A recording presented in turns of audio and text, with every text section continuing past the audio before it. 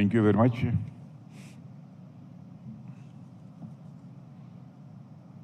Shri Rahul Kanwal, CEO and editor in chief, और हमारे defence secretary Shri Rajesh Kumar Singh भी यहाँ पर मौजूद हैं। यहाँ मौजूद सारे हमारे इंडस्ट्री लीडर्स, पत्रकार मित्रों, देवियों व सज्जनों, एनडीटीवी डिफेंस कॉन्क्लेव में मैं दूसरी बार आ रहा हूँ। पिछली बार की तुलना में इस बार के आयोजन का स्केल मुझे कुछ बढ़ा हुआ लग रहा है। एक डिफेंस कॉन्क्लेव आयोजित करने में इससे बढ़िया टाइमिंग मैं समझता हूं कि और कोई दूसरी नहीं हो सकती है। यहाँ एक और भारत की सेनाओं ने अभी कुछ ही महीने पहले पूरी दुनिया के सामने ऑपरेशन सिंदूर के माध्यम से अपने शौर्य और पराक्रम का परिचय दिया है। वहीं दूसरी ओर पूरी दुनिया में कई स्थानों पर आज संघर्ष की स्थिति बनी हुई है। यहाँ तक कि ट्रेड को भी लेकर एक युद्ध जैसी स्थिति बनी हुई है। आज के इस डिफेंस कॉन्क्लेव की थीम है warfare in the 21st century. इस थीम के अंतर्गत किस तरह आत्मनिर्भर भारत अभियान और भारत की डिफेंस स्ट्रेटजी को मजबूत यह करने जा रहा है, इस विषय पर मुझे बोलने के लिए आमंत्रित किया गया है। विषय बहुत बड़ा है, लेकिन आप जानते हैं समय की भी मर्यादा है, इसलिए मैं अपनी बात को बहुत संक्षेप में आप सबके सामने रखने की कोशिश करूंगा। साथियों, आज जब हम सब 2025 में हैं, 21st सेंचुरी का पहला क्वार्टर पूरा कर चुके हैं, तो ऐसे में इतिहास की ओर भी एक बार हमें देखना होगा, ताकि हम अपने अतीत को सीख लेकर वर्तमान की परिस्थितियों को व्यापक दृष्टि से समझ पाएं। आप में से बहुत लोगों को वह ट्रांजिशन पीरियड याद होगा जब दुनिया 1999 से 2020 में जा रही थी।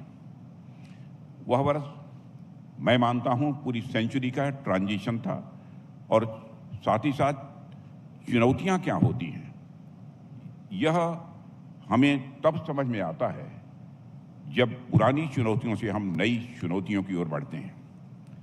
साथियों, समय बीतने के साथ पुरानी चुनौतियां हमें छोटी लगने लगती हैं। जैसे एक समय था जब दुनिया Y2K प्रॉब्लम से जूझ रही थी। Y2K प्रॉब्लम के बारे में मैं समझता हूं कि आप सभी अच्छी तरह परिचित होंगे, सुना होगा या पढ़ा होगा। जो एक कंप्यूटर ग्लिच था जिसमें वर्ष 2000 के बाद कई कंप्यूटर सिस्टम के फेल हो जाने की आशंका थी। उस समय वह मुद्दा बहुत बड़ा था, लेकिन आज पीछे मुड़कर देखें तो हमें समझ में आता है असली चैलेंजेस कहीं उससे बड़े थे। असली चुनौतियां तो उसके बाद आई हैं, जब इस मौजूदा सेंचुरी में जीवन के स्तर पर बड़े बड़े बदलाव हमें देखने को मिले हैं। साथियों, अगर यदि मैं इस सेंचुरी की बात करूं तो मेरा यह मानना है यह अब तक की सबसे डिसरप्टिव सेंचुरी रही है, और यह वह सेंचुरी है जिसमें हमने कोविड महामारी जैसी बड़ी चुनौती दी। एक समय ऐसा भी आया जब पूरा विश्व एक लॉकडाउन हो गया। आतंकवाद ने भी इस सदी में भयावह रूप दिखाया और पूरे विश्व को इसने दहला दिया। जियोपॉलिटिकल दृष्टि से देखें तो रूस यूक्रेन कॉन्फ्लिक्ट, मिडिल ईस्ट का संकट और अफ्रीका के देशों में आंतरिक संघर्ष हमें यह याद दिलाता है कि इंस्टेबिलिटी सिर्फ किसी एक देश या क्षेत्र तक सीमित नहीं रहती, बल्कि पूरे विश्व पर वह अपना असर डालती है। वहीं आप टेक्नोलॉजी की तरफ नजर डालें तो टेक्नोलॉजी ने एक झटके में सब कुछ बदल कर रख दिया है। Internet, artificial intelligence, space science, quantum computing, ये सब हमारे जीवन और सुरक्षा के केंद्र में आ गए हैं। और आज यह दुनिया इतनी तेजी से बदल रही है कि हर दिन नई चुनौतियां हमारे सामने आ खड़ी हो रही हैं। चाहे पैंडेमिक्स हो, चाहे टेररिज्म हो या रीजनल कॉन्फ्लिक्ट्स, हर मोर्चे पर मैं मानता हूं कि यह सदी अभी तक की सबसे ज़्यादा अस्थिर और चुनौतीपूर्ण साबित हुई है। ऐसी परिस्थितियों में अगर हम आज की स्ट्रेटजिक रिक्वायरमेंट्स की बात करें तो यह सिद्ध हो जाता है कि आत्मनिर्भरता आज के समय में कोई विकल्प नहीं है। आत्मनिर्भरता केवल एक एडवांटेज नहीं है, बल्कि यह एक नेसेसिटी बन चुकी है। पहले हम इसे एक प्रिविलेज के रूप में देखते थे, लेकिन आज यह सर्वाइवल और प्रोग्रेस की शर्त है, ऐसा मैं मानता हूं। आज की शिफ्टिंग जियोपॉलिटिक्स ने यह भी स्पष्ट कर दिया है कि डिफेंस के क्षेत्र में बाहरी डिपेंडेंसी अब हमारे लिए कोई विकल्प नहीं है। वर्तमान स्थिति में हमारे इकोनॉमी और हमारी सिक्योरिटी दोनों के लिए आत्मनिर्भरता बहुत ही आवश्यक है। वैसे सही कहूं तो हमें और विकल्प चाहिए भी नहीं थे। प्रधानमंत्री के नेतृत्व में हमारी सरकार का हमेशा से यही मानना रहा है कि आत्मनिर्भर भारत के माध्यम से ही हम अपनी स्ट्रेटजिक इकोनॉमी को मजबूत रख सकते हैं, और यही दृष्टिकोण हमें आने वाले भविष्य में सुरक्षित भी रखेगा और हमें दुनिया की उभरती हुई शक्तियों में अग्रणी स्थान भी दिलाएगा। साथियों, हमारा यही दृष्टिकोण आज हमारे हर निर्णय में दिख रहा है। आप देख रहे होंगे इस दुनिया में क्या उथल पुथल चल रही है। एक किस्म का प्रोटेक्शनरिज्म हमें सो कॉल्ड डेवलप्ड नेशंस की तरफ देखने को मिल रहा है। ट्रेड वार और टैरिफ वार की स्थितियां गंभीर होती जा रही हैं। किसी समय एडमंड बर्क ने ईस्ट इंडिया कंपनी के बारे में कहा था, ये state in the guys of merchant. और आज की दुनिया में स्टेट जिस तरह व्यापारियों जैसे बिहेव कर रहा है, ऐसे में उनका यह कोड थोड़े चेंज के साथ ये merchant in the guys of state बन गया है। साथियों, लेकिन इन तमाम बातों के बीच मैं प्रधानमंत्री जी की उस बात पर आपका ध्यान दिलाना चाहूंगा जिसमें उन्होंने स्पष्ट कहा है, हम कभी भी अपने सिद्धांतों और मूल्यों से समझौता नहीं करेंगे। साथियों, कोई भी देश जब भी आगे बढ़ता है उसके साथ साथ कुछ देशों के साथ उसके विचार मिलते हैं, तो वहीं दूसरी ओर कुछ देशों के साथ उसके विचार नहीं भी मिलते हैं। जिनके साथ विचार मिलते हैं वह आमतौर पर उन्हें फ्रेंडली नेशन समझा जाता है, और जिनके साथ विचार नहीं मिलते हैं उन्हें आमतौर पर एडवर्सरी समझा जाता है। लेकिन आप सबने भी अंतर्राष्ट्रीय संबंधों को लेकर एक बहुत ही प्रसिद्ध कुछ पंक्तियां आपने सुनी होंगी कि in international relations there are no permanent friends और permanent enemies, only permanent interest. साथियों, भारत किसी को अपना दुश्मन नहीं मानता, लेकिन हमारे लिए अपने लोगों का, अपने किसानों का, अपने छोटे व्यापारियों का, अपने देशवासियों का यह इंटरेस्ट सबसे ऊपर है, और हम किसी भी कीमत पर अपने देश के वेलफेयर के साथ समझौता नहीं कर सकते हैं। चाहे कितना भी दबाव डाला जाए, भारत अपने किसानों, अपने व्यवसायियों, दुकानदारों, पशुपालकों और आम नागरिकों को हितों को सर्वोच्च प्राथमिकता देता ही रहेगा। साथियों, हम सब ज्योग्राफी में पढ़ते हैं कि जितना दबाव पड़ता है उतना ही चट्टान मजबूत होता जाता है, और मुझे लग रहा है कि भारत पर जितना दबाव डाला जाएगा, भारत उतने ही मजबूत चट्टान के रूप में निखर कर सामने आएगा। हमारी नीति, हमारी रणनीति, हमारी आत्मनिर्भरता किसी भी ग्लोबल दबाव के बावजूद अडिग है और स्थिर रहेगी। साथियों, मैं समझता हूं कि किसी भी पॉलिटिकल लीडरशिप का मूल्यांकन उसके विजन से होता है। 2014 में हमारी सरकार ने आत्मनिर्भर भारत और मेक इन इंडिया का जो अभियान शुरू किया, उसकी अहमियत आज हमें और ज़्यादा महसूस हो रही है। साथियों, शुरू से ही हमने आत्मनिर्भरता के अपने दृष्टिकोण को एक कम्प्रेहेंसिव रूप में देखा है। इसमें हमारे संपन्न राष्ट्र की कल्पना भी निहित है, चाहे वह डोमेस्टिक मैन्युफैक्चरिंग सेक्टर हो या क्रिटिकल टेक्नोलॉजी के विकास का क्षेत्र हो। देश के रक्षा मंत्री होने के नाते मैं पूरे आत्मविश्वास के साथ यह मैं कह सकता हूं कि रक्षा क्षेत्र में यह दृष्टिकोण एक क्रांतिकारी बदलाव लेकर आया है। मैं आपका ध्यान इनमें से कुछ महत्वपूर्ण बातों की ओर दिलाना चाहूँगा। यदि आप डिफेंस मैन्युफैक्चरिंग के इतिहास पर नज़र डालें तो आप देखेंगे कि 18वीं सेंचुरी में स्थापित ऑर्डिनेंस फैक्ट्री बोर्ड ने एक लंबे समय तक भारत की जो डिफेंस नेसेसिटीज होती थी, रक्षा आवश्यकताएं होती थी, उनको पूरा करने में अपना एक अहम योगदान दे रहा था। लेकिन धीरे धीरे समय के साथ यह सिस्टम एक कॉलोनियल लिगेसी और ब्यूरोक्रेटिक बॉटलनेक का यह प्रतीक बनता चला गया। इसलिए जब हम सरकार में आए तो हमने इस ढांचे को लिक्विडेट करते हुए उसे 7 independent defence public sector undertakings में परिवर्तित किया। यह केवल एडमिनिस्ट्रेटिव रिफॉर्म नहीं था, बल्कि 200 वर्षों की कॉलोनियल माइंडसेट से मुक्ति का भी यह प्रतीक था। अमृत महोत्सव में प्रधानमंत्री जी ने गुलामी की सोच से मुक्ति का जो संकल्प लिया था, यह कदम उसी दूरदर्शी दृष्टि का ही परिणाम था। आपको यह जानकर खुशी होगी, जो OFBs 2019 और 20 में लगभग 3000 करोड़ के घाटे में चल रही थी, नुकसान में चल रही थी, उनका टर्न अराउंड हो चुका है। 2024-25 में कॉर्पोरेटाइजेशन के बाद ऑर्डिनेंस फैक्ट्री बोर्ड्स ने 1625 करोड़ रुपये से अधिक का लाभ अर्जित किया है। साथियों, पुरानी व्यवस्थाओं से चिपके रहकर हम नए भारत की आकांक्षाओं को किसी भी सूरत में पूरा नहीं कर सकते हैं। इसलिए हमने सेनाओं को रीऑर्गेनाइज और इंटीग्रेट करने का एक साहसिक निर्णय भी लिया है। यह केवल रिफॉर्म नहीं, बल्कि यह स्ट्रेटेजिक विजन था। और इसी क्रम में हमने अपने सशस्त्र बलों में महिला शक्ति को शामिल करने का भी एक ऐतिहासिक निर्णय लिया है।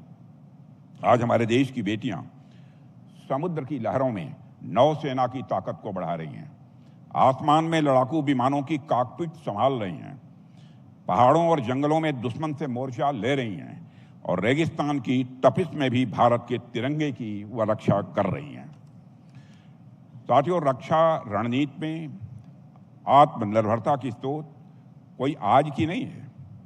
10 साल पहले से हमारी सरकार ने स्पष्ट रूप से समझ लिया था कि बिना आत्मनिर्भर हुए हम कभी भी वास्तविक रूप से सुरक्षित नहीं हो सकते। हालांकि उस समय हमारे पास चैलेंजेस बहुत थे। हमारी सबसे बड़ी समस्या यह थी कि हमारा डिफेंस प्रिपेयर्डनेस बहुत लिमिटेड था और हम इंपॉर्टेंट मिलिट्री हार्डवेयर के लिए लगभग पूरी तरह से इंपोर्ट्स पर निर्भर थे। हमारे डिफेंस प्रोडक्शन सिस्टम में प्राइवेट इंडस्ट्रियल सेक्टर की भी कोई खास भागीदारी नहीं थी।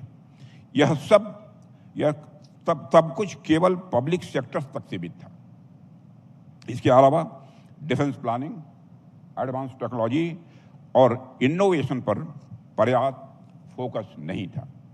यही कारण था कि चाहे कन्वेंशनल इक्विपमेंट या एमिनिशन हो या फिर क्रिटिकल इक्विपमेंट और कटिंग एज सिस्टम्स, दोनों ही के लिए हमारे बाहरी देशों की ओर हमें देखना पड़ता था। इससे न केवल कास्ट बढ़ती थी, बल्कि स्ट्रेटेजिक वल्नरेबिलिटी भी स्वाभाविक रूप से पैदा होती थी। जाहिर सी बात है कि ऐसी स्थिति लंबे समय तक सस्टेनेबल नहीं रह सकती थी और इसी चुनौती ने हमें नई सोच और नए रिफॉर्म्स की दिशा में आगे बढ़ने के लिए प्रेरित भी किया है। साथियों, हमारे प्रयासों ने आज न सिर्फ इंपोर्ट डिपेंडेंस घटाई है, बल्कि इंडिजनाइजेशन की कमिटमेंट को मजबूती भी दी है। हमने डिफेंस एक्सपोर्ट्स को नई ऊंचाइयों तक पहुंचाया है। इसके आंकड़ों की यदि मैं बात करूं तो आप देखिए, 2014 में जहां हमारा डिफेंस एक्सपोर्ट 700 करोड़ रुपए से भी कम था, आज वह बढ़कर अप्रॉक्सीमेटली 24,000 करोड़ रुपए के रिकॉर्ड लेवल तक पहुंच गया है। और यह दिखाता है कि भारत अब केवल बायर नहीं है, बल्कि भारत अब एक्सपोर्टर बन चुका है। जाहिर सी बात है कि इसमें केवल पब्लिक सेक्टर की इंडस्ट्रीज का योगदान नहीं है, बल्कि यह प्राइवेट इंडस्ट्रीज, स्टार्टअप्स और हमारे इंडिविजुअल एंटरप्रेन्योर्स की कड़ी मेहनत का भी यह परिणाम है। और साथियों, आज डिफेंस के क्षेत्र में जिस प्रकार से हाई टेक इनपुट्स का तेजी से प्रचलन बढ़ रहा है, वो हम सब के लिए एक चैलेंज के रूप में उभर कर सामने आया है। इसलिए हमने इस बात को रियलाइज किया है कि हमें टेक्नोलॉजिकल ब्रेक थ्रू और इनोवेशन का एक ऐसा कल्चर तैयार करना होगा जो कंटेम्प्रोरी वर्ल्ड के साथ compete कर सके। अगर हम इस क्षेत्र में बढ़त बनने का स्वप्न देखते हैं तो इस विजन के तहत DRDO हो, हमारे डिफेंस स्टार्टअप्स हों या MSMEs हों, सबको एक साथ लेकर हमने एक फॉरवर्ड लुकिंग इकोसिस्टम बनाने का भी प्रयास किया है।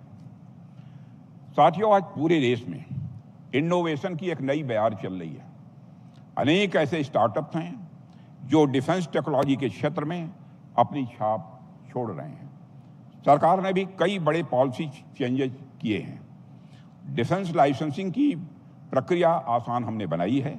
FDI की सीमा 74% तक बढ़ाई है और मेक इन इंडिया की प्रक्रिया को भी हम लोगों ने सरल किया है। उत्तर प्रदेश और तमिलनाडु में डिफेंस इंडस्ट्रियल कॉरिडोर्स स्थापित किए गए हैं और डिफेंस इंडस्ट्रियल कॉरिडोर के अच्छे परिणाम देखने को मिल रहे हैं। इसकी पूरी संभावना है कि हम इन कॉरिडोर्स को अन्य राज्यों में भी एक्सपेंड करें। इस संभावना को भी नकारा नहीं जा सकता है। और साथियों, अब तक हमने रक्षा के क्षेत्र में आत्मनिर्भरता को बढ़ावा देने के लिए कई पॉजिटिव इंडिजिनाइजेशन लिस्ट भी जारी की है, जिसके अंतर्गत यह फैसला किया गया है कि करीब 5,500 से अधिक ऐसी वस्तुएं अब इंपोर्ट नहीं की जाएंगी, बल्कि उन्हें एक तय सीमा के अंदर भारत में ही, भारत की धरती पर ही उन्हें बनाया जाएगा। और आपको यह जानकर खुशी होगी कि अब तक 3,000 से अधिक आइटम्स जिन्हें पहले इंपोर्ट किया जाता था, अब भारत में स्वदेशी रूप से बनाई जा रही हैं और वारशिप्स के निर्माण में भी हम पूरी तरह आत्मनिर्भर हो चुके हैं। साथियों, मुझे ये बताते हुए खुशी हो रही है कि अब हम अपने सारे वारशिप्स अपने देश में, अपनी जमीन पर ही बना रहे हैं। साथियों, सारे कदम सिर्फ सिंबॉलिक नहीं है, बल्कि यह उस नए भारत के निर्माण की नींव है जो अपनी सुरक्षा को व्यापक दृष्टिकोण से देखता है। डिफेंस सेक्टर आज इनोवेशन, टेक्नोलॉजी, मैन्युफैक्चरिंग और इकोनॉमिक सिक्योरिटी का एक एफिशिएंट इकोसिस्टम बन चुका है और यही वह सोच है जो भारत को आत्मनिर्भरता की ओर ले जाते हुए विश्व मंच पर एक निर्णायक शक्ति के रूप में स्थापित कर रही है। साथियों, आमतौर पर हम ये पहले से सोच कर चलते हैं कि डिफेंस सेक्टर केवल बॉर्डर और सुरक्षा का क्षेत्र है। आम सोच तो यही रहती है कि डिफेंस सेक्टर सिर्फ सीमाओं की रक्षा और सैन्य बल की मजबूती तक ही यह सीमित है, परंतु वास्तविकता इससे कहीं अधिक व्यापक है। आज रक्षा क्षेत्र न केवल राष्ट्रीय सुरक्षा का आधार है, बल्कि हमारी इकोनॉमी को सशक्त बनाने और उसके भविष्य को सुरक्षित रहने वाला स्तंभ भी यह बन चुका है।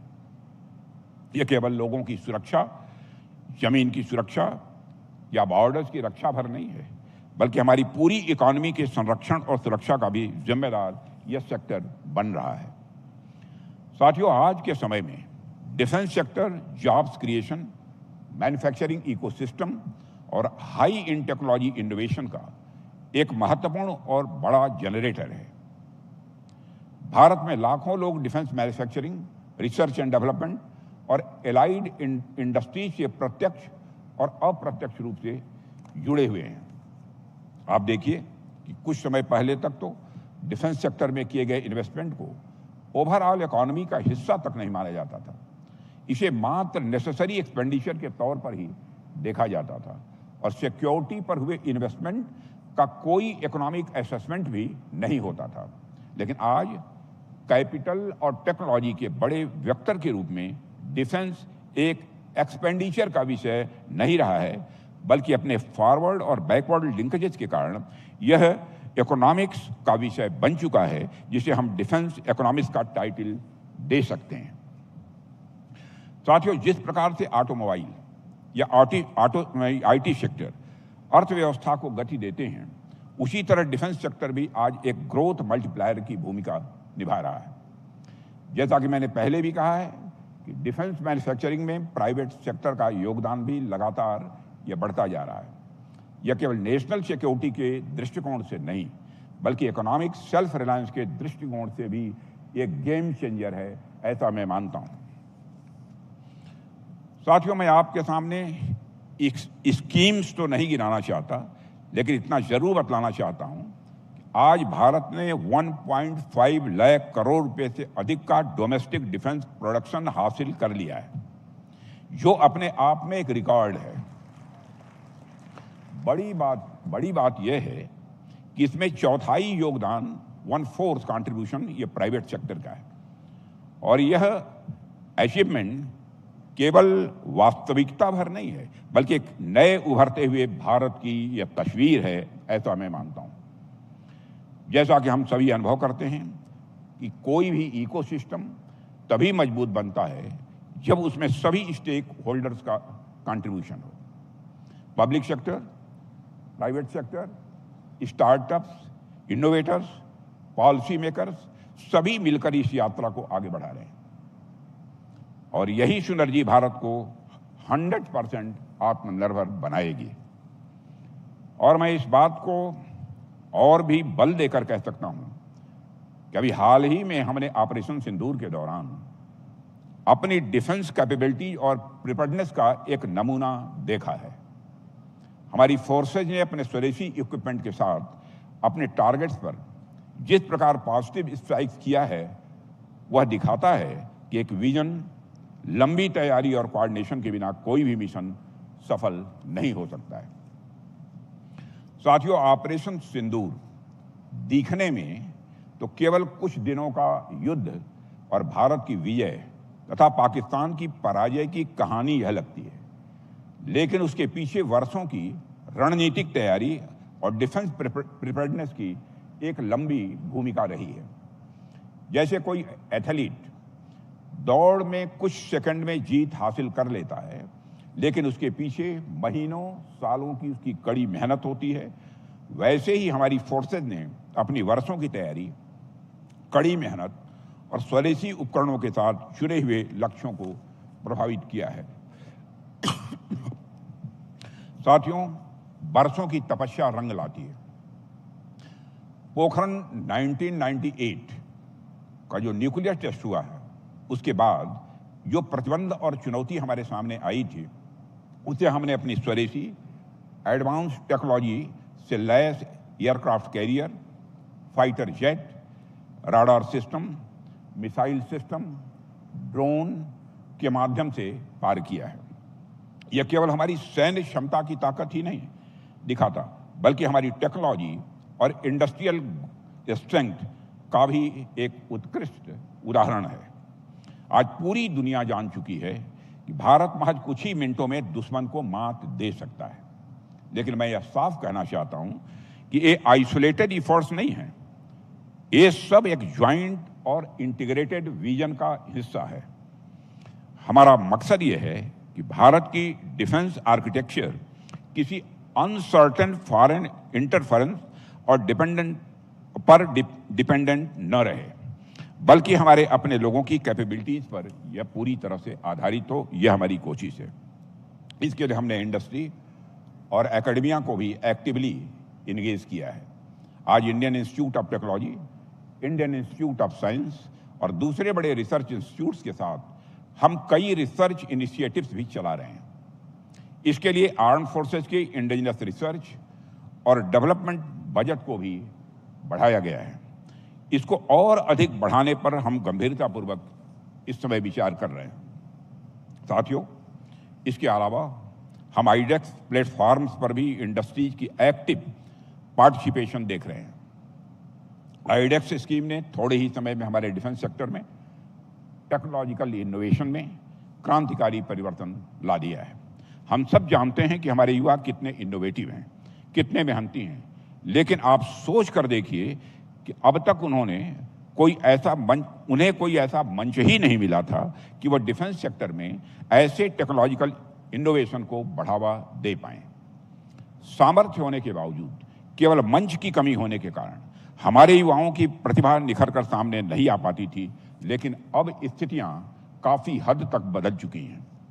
साथियों, अब हम खुद उनके सामने ऐसे ऐसे प्लेटफॉर्म्स दे रहे हैं और उन्हें हम मौका दे रहे हैं कि आप आइए, अपना टैलेंट दिखाइए, अपना इनोवेशन दिखाइए, और जहां भी जरूरत पड़ेगी वहां सरकार आपके साथ खड़ी है। आज हमारे इन्हीं प्रयासों का परिणाम है कि आईडेक्स के तहत हमारे युवा वो सारे सॉल्यूशंस हमें प्रोवाइड करा रहे हैं जिनके लिए हम एक समय दूसरे देशों पर तथा दूसरे लोगों पर डिपेंडेंट थे। साथियों, चाहे नए प्रोडक्ट्स डेवलप करना हो या पहले से एग्जिस्टिंग प्लेटफॉर्म्स में टेक्नोलॉजिकल इनपुट्स को बढ़ाना हो, हम डिफेंस सेक्टर में लगातार इन चीज़ों पर इस समय ध्यान दे रहे हैं। परंतु आज इस महत्वपूर्ण मंच से मैं कुछ गेम चेंजिंग प्लेटफॉर्म्स की बात आपके सामने जरूर करना चाहूँगा। साथियों, आप सबने सुना होगा, प्रधानमंत्री जी ने लाल किले के प्राचीर से स्वतंत्रता दिवस के अवसर पर सुदर्शन चक्र मिशन की बात की है, जिसके तहत आने वाले 10 सालों में देश के सभी महत्वपूर्ण स्थानों को कंप्लीट एरियल सिक्योरिटी प्रदान की जाए, और एक ऐसी सिक्योरिटी जो डिफेंसिव और ऑफेंसिव दोनों ही टेक्नोलॉजी से लैस हो। जैसा कि हमने ऑपरेशन सिंदूर के दौरान देखा, आज के युद्धों में एयर डिफेंस कैपेबिलिटी का महत्व भी काफी हद तक बढ़ गया है। ऐसे में सुदर्शन चक्र मिशन निश्चित रूप से इस दिशा में एक गेम चेंजिंग साबित होने वाला है।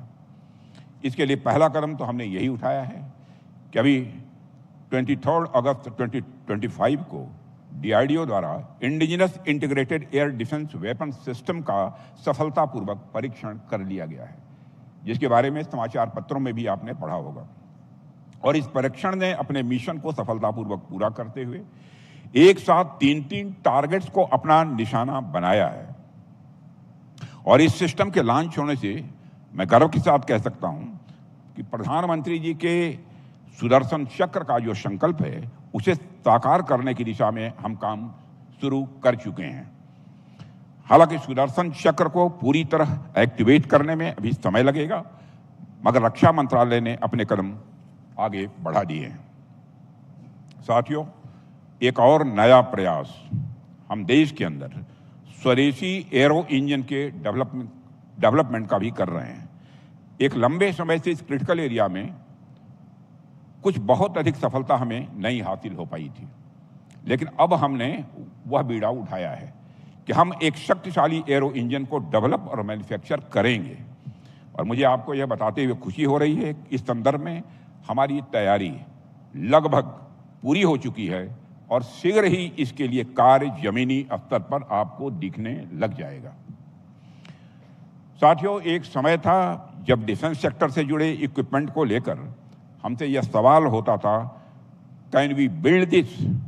लेकिन अब यह सवाल बदल गया है। अब सवाल पूछा जाता है, how soon can you B diploid? एक और उदाहरण मैं आप लोगों के सामने रखना चाहूंगा। अभी मैं 2 दिन पहले देश ने दो फ्रंटलाइन फ्रिगेट्स INS हेमगिरी और INS उदयगिरी के कमीशनिंग को भी देखा है। मैं स्वयं उसकी कमीशनिंग के लिए गया था।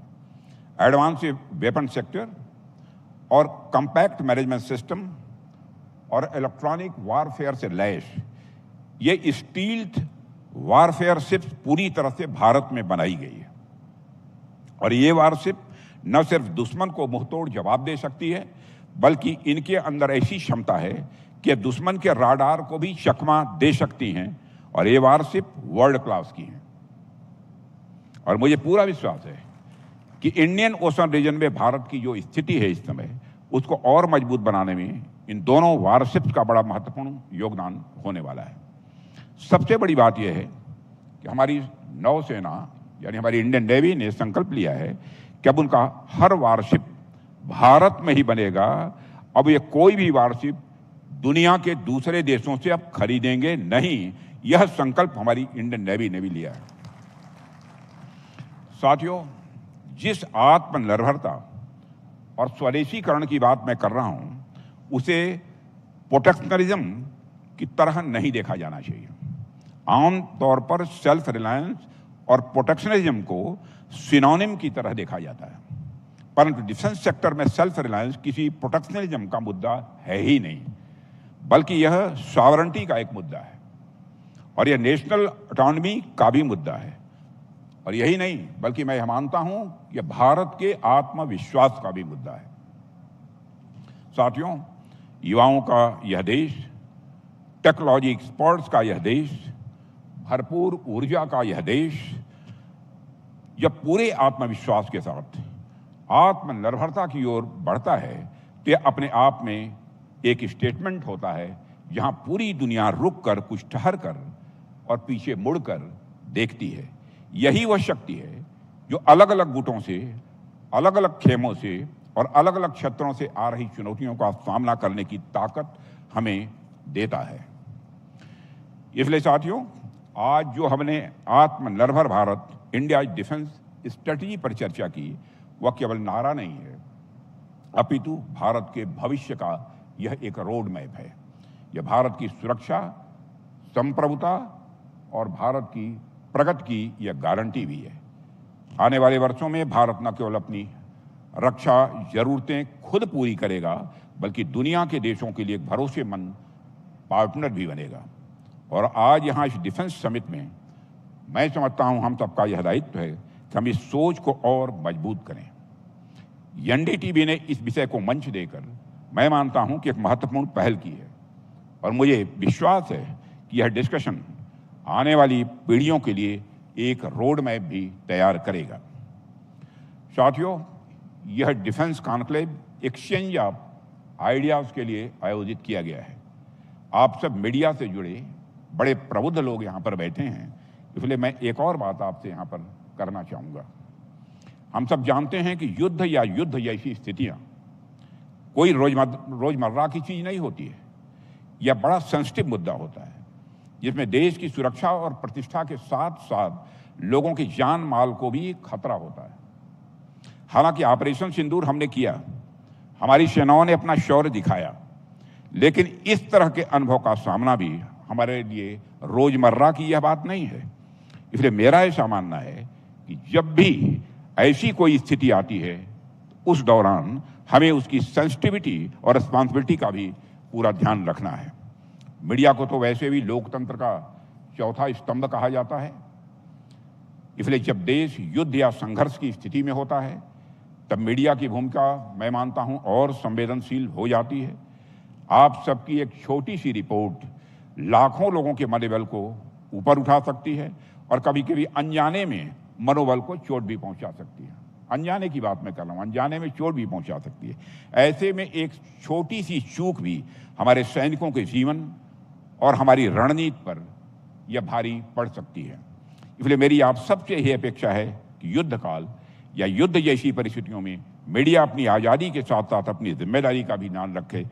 आज़ादी और जिम्मेदारी यदि दोनों अगर साथ साथ चलें तो मीडिया और लोकतंत्र के प्रहरी होने के साथ साथ देश की सुरक्षा का भी प्रहरी मीडिया बन जाता है। इन्हीं विचारों और शुभकामनाओं के साथ मैं आयोजकों के प्रति मैं आभार प्रकट करता हूं कि आपने मुझे इस कार्यक्रम में आमंत्रित किया। सम्मेलन की सफलता की कामना करते हुए मैं यहीं पर अपनी बात को समाप्त करता हूं। आप सबको बहुत बहुत धन्यवाद।